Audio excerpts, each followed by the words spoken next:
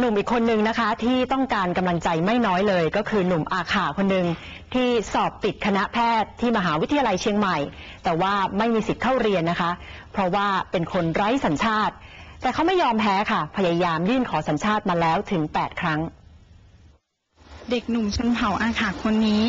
ต้องเดินทางไปมาระหว่างบ้านและที่ว่าการอำเภอเมืองเชียงรายเป็นจำนวนถึง7 ครั้งแล้วจำนวนครั้งที่ต้องเดินทางไปที่อำเภอเพิ่มมากขึ้นเท่าไหร่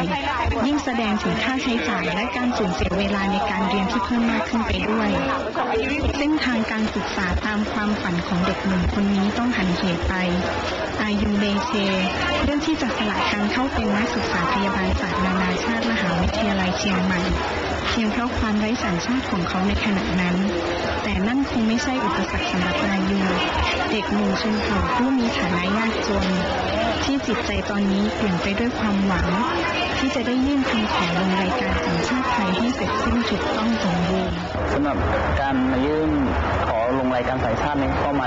ตั้งแต่วันที่28 พฤษภาคมที่ผ่านมาเพราะว่าก็ไปอ่านในพรบ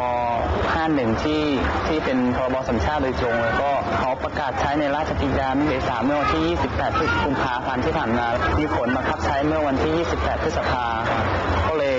มาลองดูว่ามันสามารถยื่นลงรายการได้ไหมแล้วพอเรามายื่นทางอำเภอก็บอกว่ายังคือเขายังไม่ได้หนังสือเนี่ยเขายังไม่ได้หนังสือแจ้งมาว่าต้องลงรายการนี้อะไรอย่างเงี้ยครับแล้วก็คือยังเป็นเรื่องใหม่แล้วก็เขาก็ยังไม่ได้ประชุมว่าเขาจะดำเนินการยังไงอย่างเงี้ยครับตามหนังสือสั่งการจากกระทรวงมหาดไทยส่วนหนึ่งของคุณสมบัติตามหลักเกณฑ์ที่จะได้สัญชาติไทยตามมาตรา23แห่งพระราชบัญญัติสัญชาติฉบับที่4 พ.ศ. 2551ได้ระบุไว้ว่าเป็นผู้ที่เกิดในประเทศไทยระหว่างวันที่14 ธันวาคม 2515ถึงวันที่25 กุมภาพันธ์ 2535ซึ่งอายุเป็นหนึ่งในผู้ที่มีคุณสมบัติดังกล่าววันที่28ยังไม่ได้ยื่น29เราก็มาอีกครั้งหนึ่งเพื่อมาติดตามก็ครั้งนี้ก็ยังเหมือนเดิมคือยังไม่พร้อมแต่เราก็ยังไม่ว่าอะไรเพราะ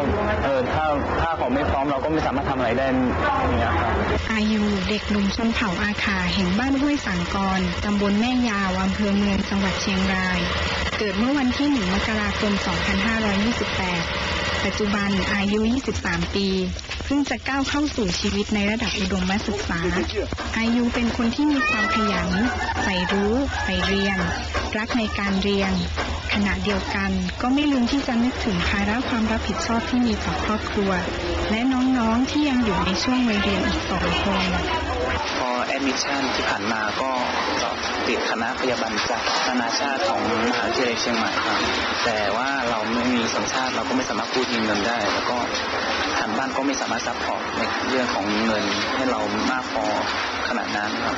เยาวชนผู้มุ่งมั่นและรักเรียนอย่างอายุหรือเด็กอีกหลายคนที่ประสบปัญหาในทำนองเดียวกันจะมีทางเลือกและโอกาสวาดฝันด้านการศึกษาและอนาคตของตนได้หรือไม่ขึ้นอยู่กับความจริงใจในการแก้ไขปัญหาของหน่วยงานที่เกี่ยวข้องนักข่าวพลเมืองเชียงรายรายงาน